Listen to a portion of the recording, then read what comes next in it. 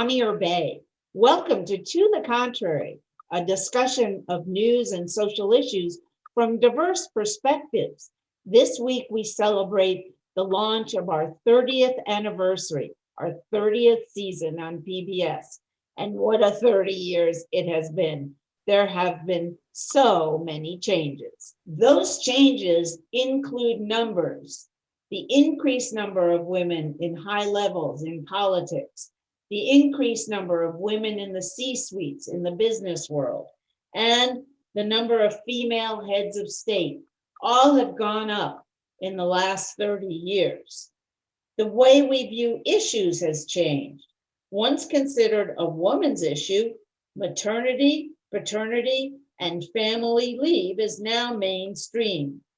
And new laws address gender and pay equality, sexual harassment, reproductive health, and even how we look at gender. Achievements by minority women and LGBTQ persons have also had major impacts. There has been progress, there have been steps taken backward, and not all women agree. Which is which?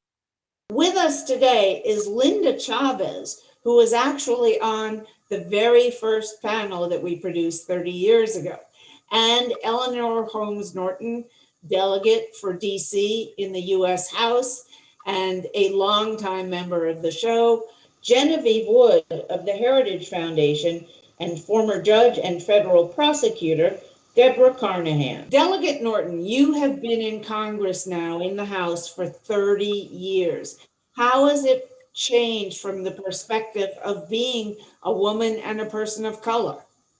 Well, just look at a few of the numbers. When I came to the House, there were 28 women. There are now 119 women. There were only 4 women in the Senate. There are now 24 women in the Senate. But Bonnie, I have to say that the House has 3 times the Democratic women in the House, and the Senate has twice as many women who are Democrats. So my good friends on the other side still have a little bit of work to do. Okay, but you also have a female speaker, the most powerful woman in American politics, next or on par with or a little behind the first female vice president, also a woman of color. How has it changed things? How has it changed the legislation that you pass and the approach to solving differences in Congress? Well, with the first female vice president, we'll have to see what Kamala Harris, since she's just in last month. But we certainly have seen that it has made a difference, not only to have a female speaker, but to have so many women in the Congress. When you see the kinds of focus that the Congress is putting on families and on matters that are affecting women, they are a legion, there are many of them. But that large number of women, Republican and Democrats, has helped us focus on women, families, and children. All right, Linda Chavez, what changes have you seen? You were, of course, a Republican for President Biden, and we have just gone through, by all accounts, a very strange, or let's put it this way, abnormal 4 years. Have those 4 years knocked back a lot of the progress that was made for women, or did the fact that the Me Too movement happened while Donald Trump was president push things forward? Well, one of the things that I had always hoped is, as you saw more women enter positions of power, and certainly in the Congress, that you would have more comity. That's M-I-T-Y, not E-D-Y. And that you would have more, cooperation, that there would be more efforts to work in a bipartisan fashion. Unfortunately, that has not happened. All right, and your thoughts, Genevieve? Well, I guess I agree with a lot of what's been already said, Bonnie. First of all, thank you for having us on your 30th anniversary show. I guess we'd love to say that after 30 years, we wouldn't have to keep saying, "Gosh, it's another first for women." And I think there are fewer and fewer of those, which is a good thing, right? When somebody's no longer the first, it means there's been those before. And I think because of your show and a lot of other things, we talked about a lot of those issues, and a lot of progress has been made. I know we still have work to do, Congressman Norton, but this last freshman class that came in the U.S. House of Representatives had more female conservatives than ever in the history of the House. So I think there's progress on both sides. And your thoughts, Deborah? Well, I would certainly like to have seen more progress on women's issues. And that's been difficult. These are important issues that don't just affect women, but they affect families. They affect our small businesses. They affect all aspects of American life. So we just need to keep working hard.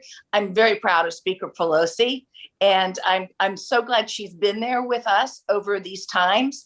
And people like Delegate Eleanor Holmes Norton has been there leading the fight. And so I look forward to more progress. You know, one thing I wanted to ask, and I believe it was Linda who raised it, but the Congress, I covered the House and Senate in the 80s. And it was definitely a place of, people didn't hate each other, but there really is a division between parties, even though we have so many more women. So my question to you, Eleanor, is how many women is it going to take before everybody says, look, let's grow up here. This is not kindergarten. We have differences. We're going to try to, we'll compromise. I think you're making a very good point that you have more women than ever, and yet you have the most polarized Congress ever. But I think that goes back to the most polarized country. I really think that the Congress is reflecting the country. And I'm hoping that with the new president trying to speak to the entire country, that will begin to bring the country back together again. And I think you'll begin to see this in the new coronavirus bill, where you now see more than 70% of the American people supporting that bill. That's a good start to breaking this polarization, that we're all in the same boat together when it comes to this virus. Overwhelmingly, people are for the bill that's now before the House and Senate. It's gotten through the House. It's about to get through the Senate. That will be a very good start toward unity.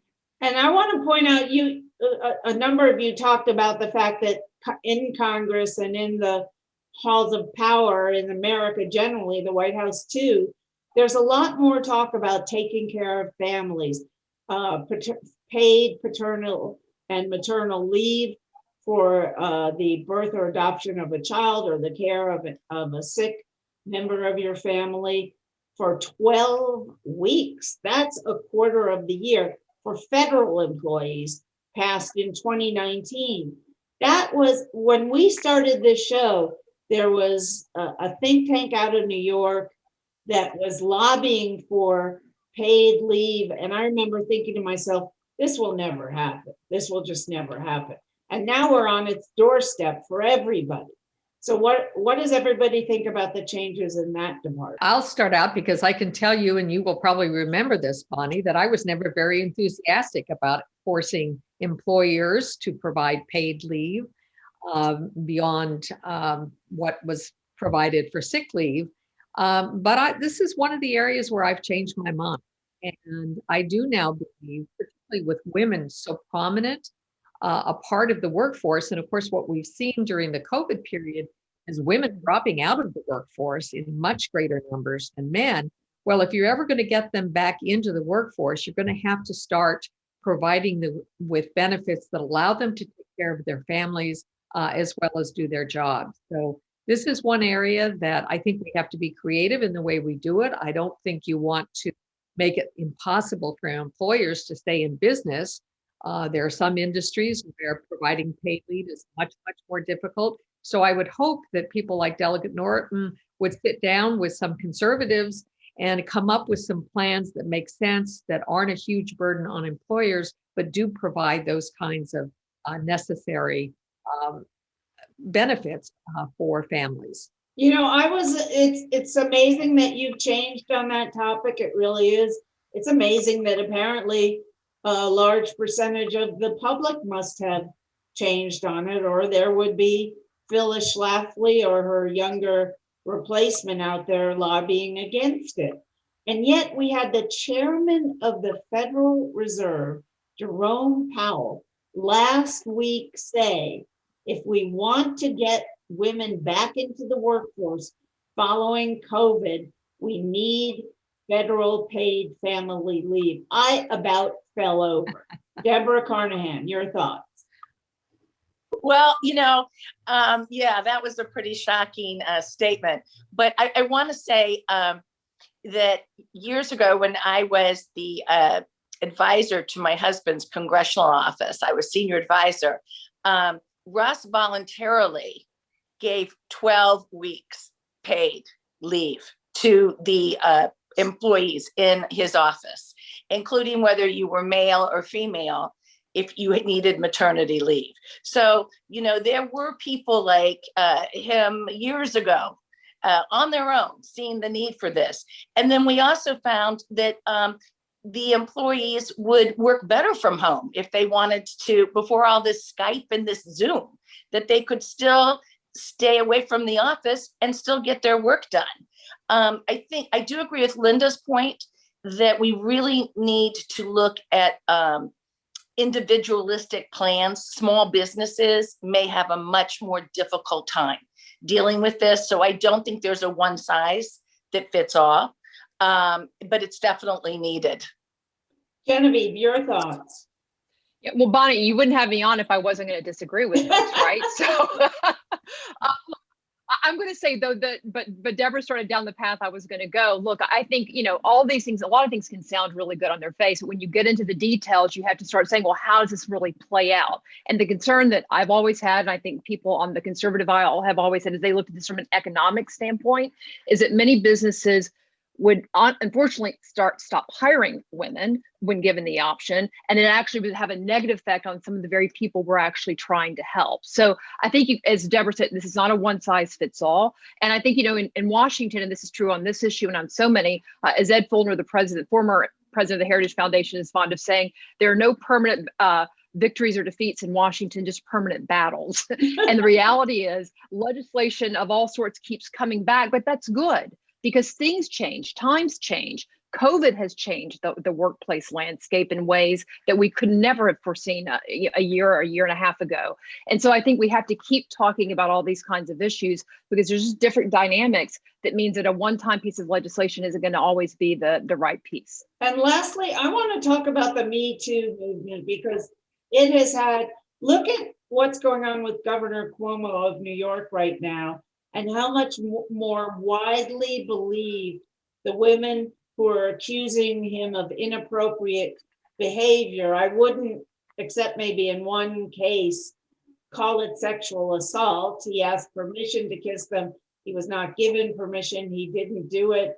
He did touch one woman's back when she was wearing an open back dress at a wedding. But look how much more believed they are. And I have to tell you, in the 70s, when I was, in the 80s, when I was a reporter for NBC News, I had a boss who cornered me in his backyard at a party he was having for the Atlanta Bureau, stuck his tongue down my throat, and I pushed him away and asked him what the heck he was doing. But 20 years later, I never thought I had been sexually harassed. And then come the Me Too movement, and I realized, hey, it happened to me too. Anybody else have experiences like that? Anybody else welcome the movement? Oh, heck yes. I mean, but the thing was, we never, like you're saying, we never really talked about it. It happened all over the place. I had a judge be completely inappropriate with me in his office. So many inappropriate things happened, but you didn't talk about it, and you feared repercussions. And you kind of got an attitude if you did talk about it, like, oh, who cares? You're fine. and it's much better now. And I'm so glad that women are coming forward. And I'm so glad that young women are more empowered today than I was at my age. Genevieve, do you feel the repercussions are gone? Do you feel somebody who was, I don't know that I would feel any easier these days, although clearly the women who do have the guts to come forward are more believed than they used to be. How about you? I think that most women, I think, would feel more confident today coming forward because I think they believe they have a wider circle of people who would listen to them. I mean, I certainly know that to be true. And Bonnie, I have primarily worked in the media, NBC News as well, back in my early career, but most of it has been actually in the conservative policy arena. And I'm glad to say I've not had that experience. And unfortunately, I know many other women who have, but I think I would feel completely confident coming forward today. And I think a lot of especially younger women would feel that way because of their peers and the fact that it's just, you don't get away with things you used to get away with. And some of that is because laws have changed. Some of it's because public pressure and society has changed. Some of it's because our technology has changed. You can't get away with what you used to get away with. No secrets. And so I think there's a lot of different dynamics here. No secrets anymore. I mean, the woman who accused Governor It's all Cuomo, on this. Everybody's got this everywhere they go. Right. And the woman who accused Governor Cuomo had an incredible picture of him talking to her at the wedding where he's kind of like, smiling and grabbing at her and she's looking away like, don't you touch me. So much technology all over the place. It's amazing. All right. We are out of time for this segment. Thank you, Congresswoman Norton, for joining us. We know you have an appointment at the White House, so have a great time. And our next topic is immigration. A new poll from Populous, the American Aspirations Index, reports immigration is the country's most polarizing issue. Another Harvard University and Harris Insights survey finds 55% of Americans disapprove of President Biden's decision to reduce deportation of those here illegally who have committed crimes, such as DUIs. These are crimes that are not related to national security. And 47% disapprove of ending construction of Trump's border wall. In his first appearance since leaving office, former President Trump took aim at Biden for reversing Trump immigration policies. Taking the high unemployment right now because of the pandemic, a potential open invitation to people to come into this country and the pathway to citizenship if you get here. I think a lot of Americans are saying, what about prioritizing the needs of those who are here? I mean, when you consider, I believe one of the executive orders was around counting undocumented individuals in the census. Well, the census is going to determine a lot, including funding for localities.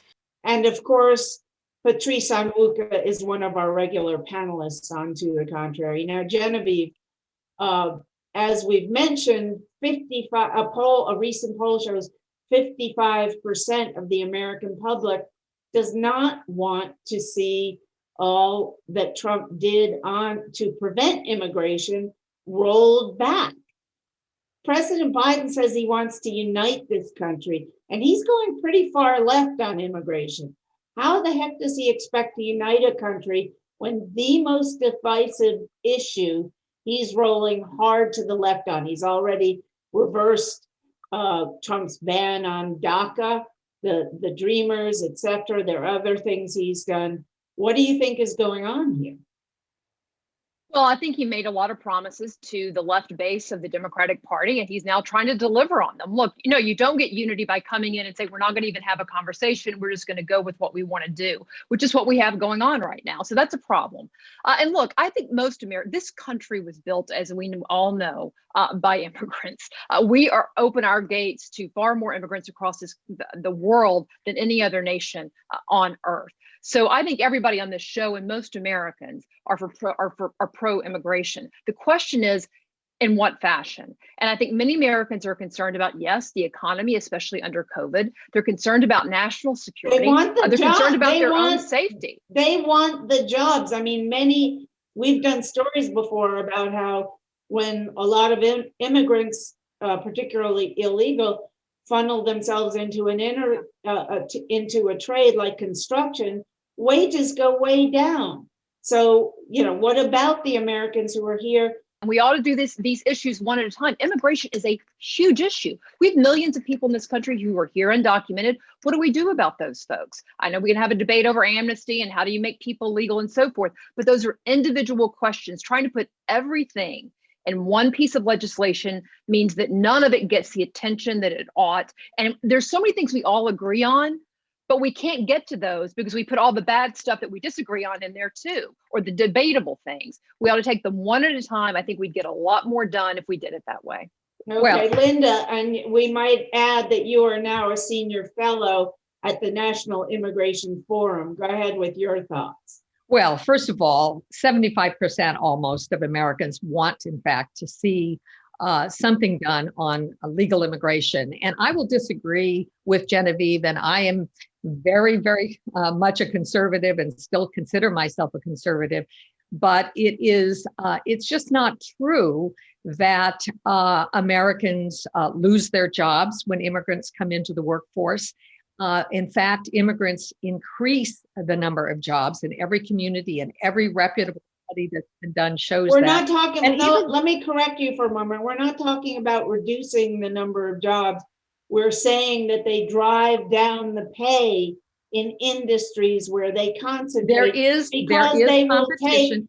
no, we There did a is story, competition. we did a Bonnie, there story a is few years ago saying that Competition. construction wages in Texas went from $20 an hour to $10 an hour due to immigration. Bonnie, a lot of the statistics you're citing come right out of the Federation for American Immigration Reform, which is the largest and oldest anti-immigrant organization in America. And we just had Actually, they come from the New York Times. well, they may very well have gotten it from FAIR. FAIR is out there. Every time you Google anything, FAIR comes up because they are an anti-immigrant organization that has been very successful. But the fact is, if we do not bring in more people to the United States, we are going to face a real crisis in our benefits programs like Social Security and Medicare. And the Trump administration basically shut down legal immigration in a variety of programs. They shut back the lottery program. They shut down some of the H-1B programs. And so we now have. But Linda, he also had 74 million people vote to reelect him, whereas Biden had 80 78 million million voted to reelect. But this is to the elect Donald. most, this to elect is Joe the Biden. most divisive issue in the country. It's actually not. How can we? Most It Americans. is. It was Most rated by. Americans. Can I Bonnie, finish, please? It was rated by a Harvard poll to be the most divisive issue in the country. if And you Joe have. Biden, if Joe Biden wants to bring the people together, is he just going to roll over the 74 million people who voted for President Trump? Bonnie, I think he's going to unite the Reputable nation. polls show that 74% of Americans want to see immigration reform and want to see some path to legalization for people, many of whom have been here for literally decades. About 2/3 of the people who are in the country illegally, half of whom overstayed visas. They didn't cross the border, as we sometimes think of. Those people have been here for decades. They've been here for more than 2 decades. And so the question is, how do we change this? Genevieve is right. You roll it all into one big bill and it's probably not going to pass. And what you will see happen is that bill will be taken apart. There will be provisions put forward like the DACA portion. There will be other portions, including some of the legal immigration visas that I think will go before. But at some point, we have to recognize we are not going to take 11 million people and deport them. It would be like an atomic bomb hitting one of our major cities to wipe Okay, it out. we're almost out of time and I want to give Deborah some time to share her thoughts. But Well, I'm thank just you going to very throw much, one Linda. other thought, because I agree with a lot of what Linda said. I agree with a lot of what Genevieve said. I'm going to throw this in there. And we have seen the erosion of unions and the strength of unions. And, you know, unions protect workers' rights, like construction workers and wages. And unions are not very strong anymore, but that is one way and something we should look at, that people who come into this country or they're illegal or they're willing to work for less. You know, if you had unions there, you may not be seeing that as much because you wouldn't be allowed to employ those people and write those paychecks. I also all right, that's all we have time for. Okay. Thank you very much. That's it for this edition. Please follow us on Twitter and Facebook and Instagram. Please visit our PBS website at www.pbs.com/tothecontrary. And whether you agree or think to the contrary, please join us next time.